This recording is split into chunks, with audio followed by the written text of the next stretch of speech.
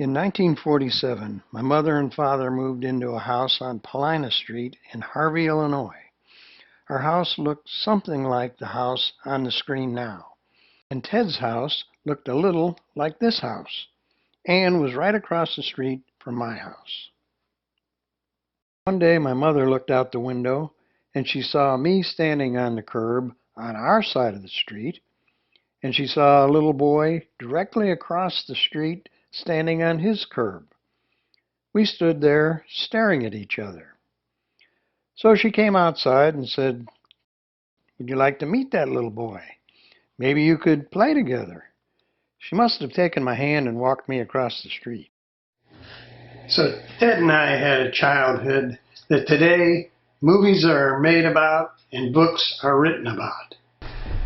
When we were about 6 or 7 years old, the movie theater in Harvey had a Saturday morning showing just for kids. Some of the older kids in the neighborhood would take us up to the Saturday morning show. They would take us on what they called a shortcut, which simply meant that we would walk through the alleys all the way up to the Harvey Theater, maybe 7 or 8 blocks from our street. They would show cartoons and then a cowboy picture.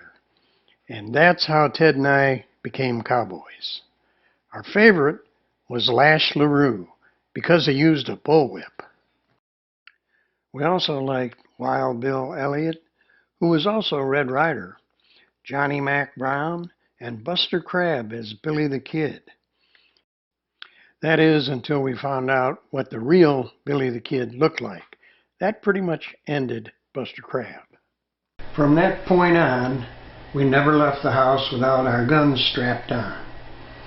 Now, I had a gun like this, cap gun, and it took roll caps, regular roll caps, and that's the kind of gun I had.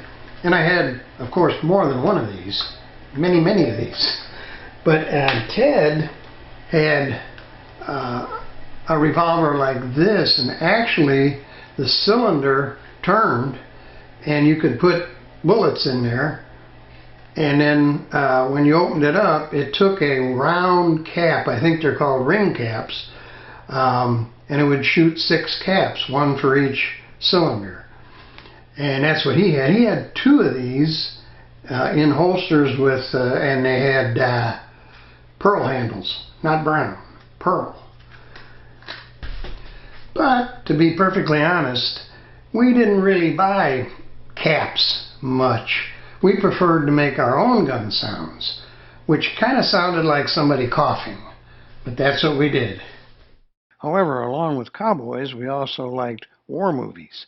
Our favorite was Sands of Iwo Jima with John Wayne. When we played war, we liked to find a new house being built, and as soon as the foundation was in, we played war on the piles of dirt that were dug up. We would throw clumps of dirt at the dirt piles, pretending they were bombs.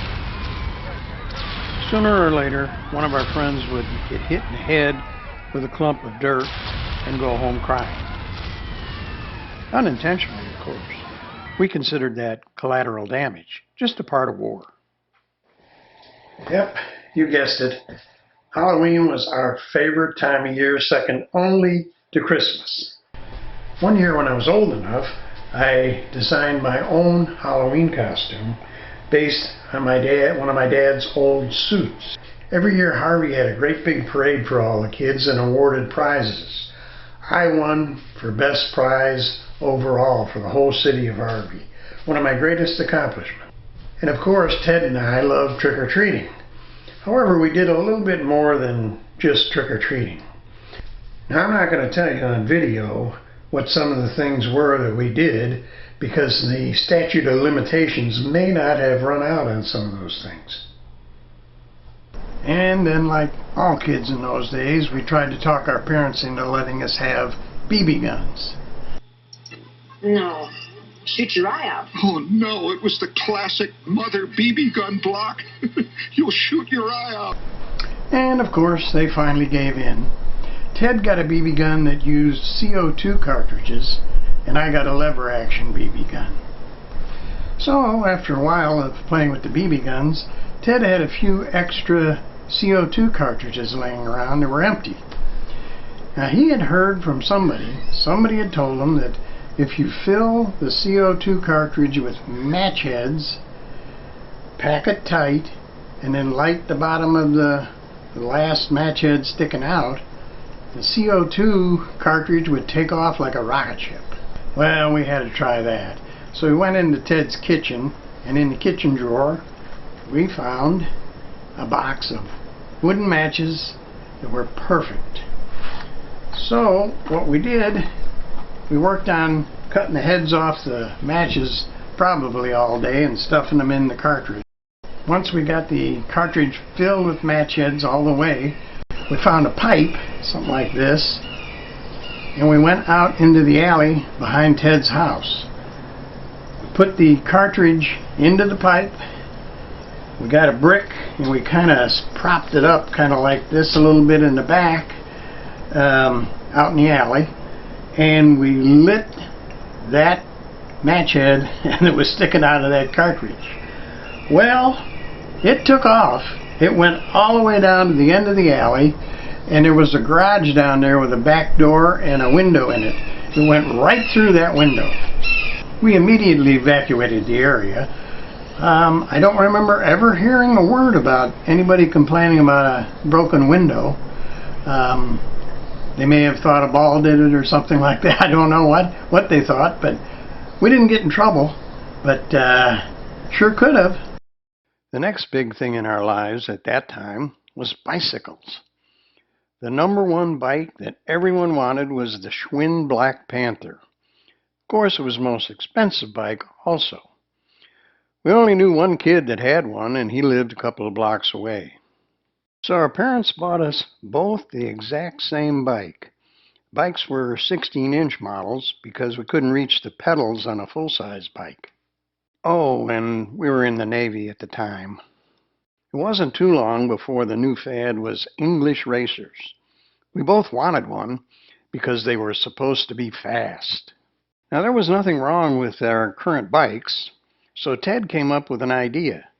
We would each get at opposite ends of the street and ride the bikes as fast as we could right at each other, then hop off at the last second and let the bikes collide. Well, we did that, and when they hit, it broke Ted's pedal crank right in half. Somehow we did wind up getting the English racers. I don't remember how.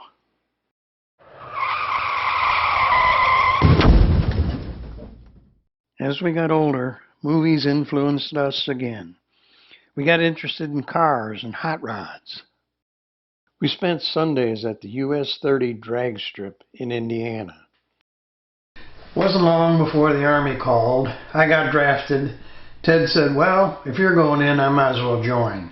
So I got drafted, and he joined on the buddy system, which allowed someone to join for 2 years, just the same as if he were drafted.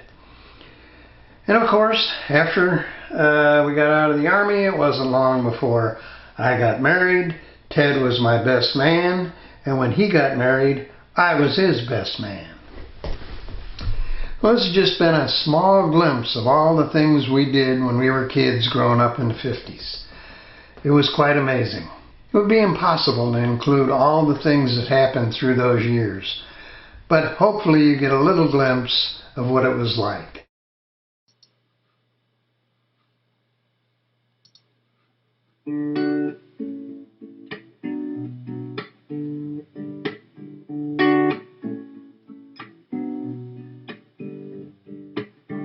What will I do when you're gone?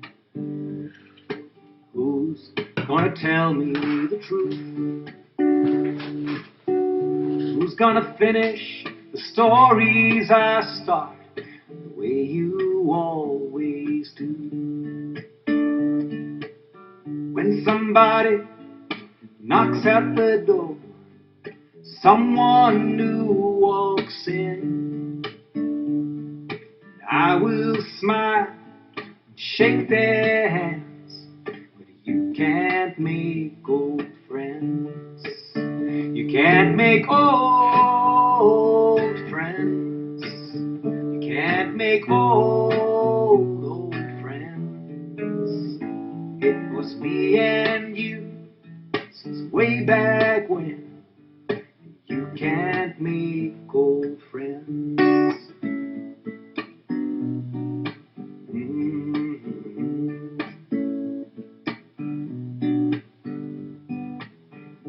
How will I sing when you're gone?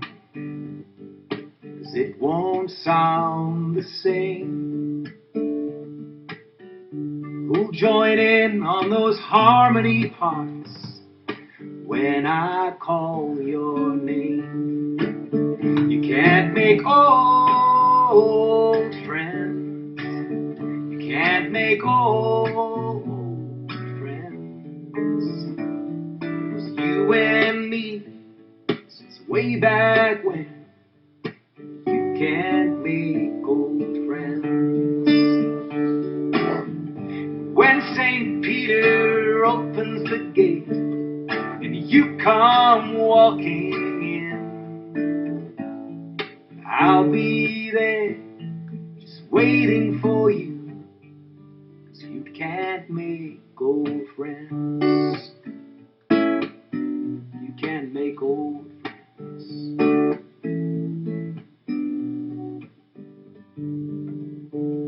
So what will I do when you're gone? Who's gonna tell me the truth? Who's gonna finish these stories I start the way you always do? You can't make old friends. You can't make old friends. It was me and you since way back when. You can't